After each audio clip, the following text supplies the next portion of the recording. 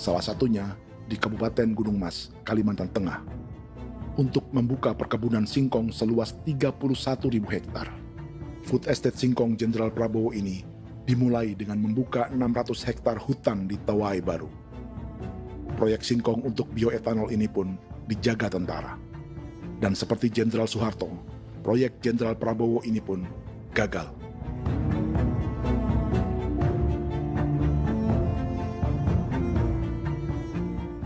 Dengan reputasi ini, Joko Widodo dan Prabowo justru sedang membuka 2,5 juta hektar di Papua.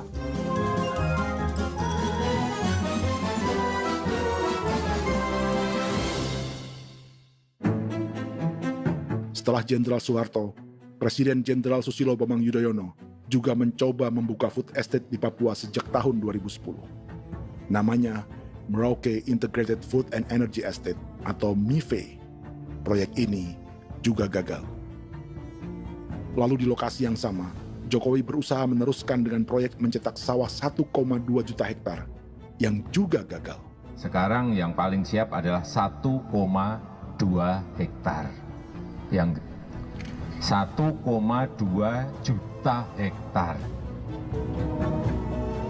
Dan kini, Prabowo yang pernah gagal dengan 600 hektar singkong di Kalimantan justru akan mengulangi di Papua dengan skala 2,5 juta hektar.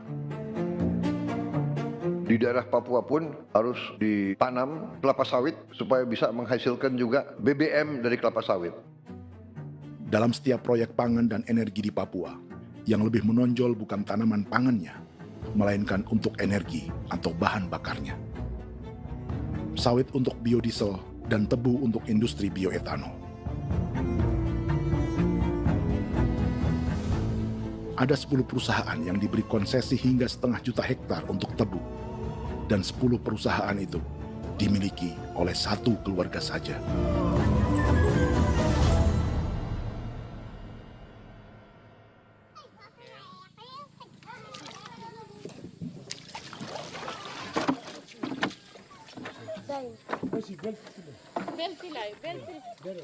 Para perempuan Auyu di Bovendigul akan berangkat memancing.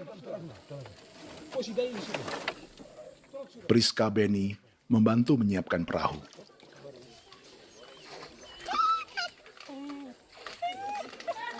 Mereka akan mengumpulkan bahan pangan di hutan untuk persiapan acara penancapan salib merah berikutnya.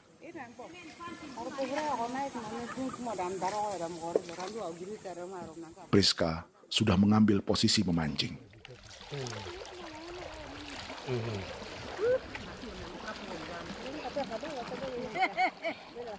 1.800 salib merah telah dipasang di wilayah adat berbagai suku di Papua Selatan untuk menghalau perusahaan sawit dan tebu.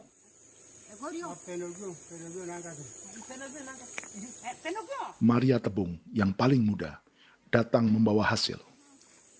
2 ekor ikan gastor, alias gabus toraja.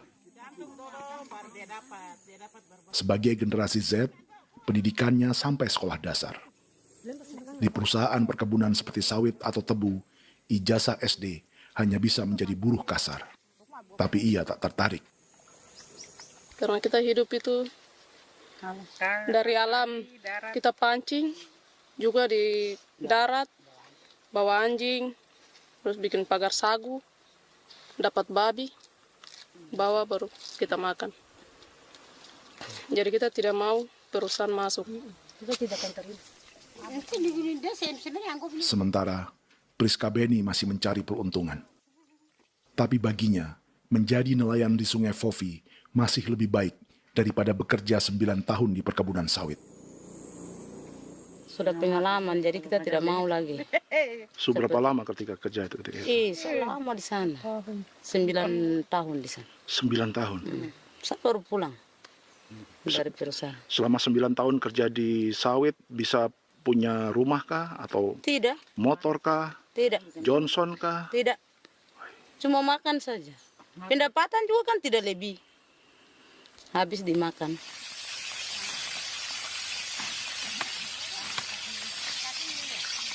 Satu minggu libur berapa hari? Tidak libur. Minggu tetap kerja? Tetap kerja. Tidak bisa ke gereja? Hari Minggu kerja. Hari Minggu juga kerja. Dia tidak mengenal agama perusahaan itu.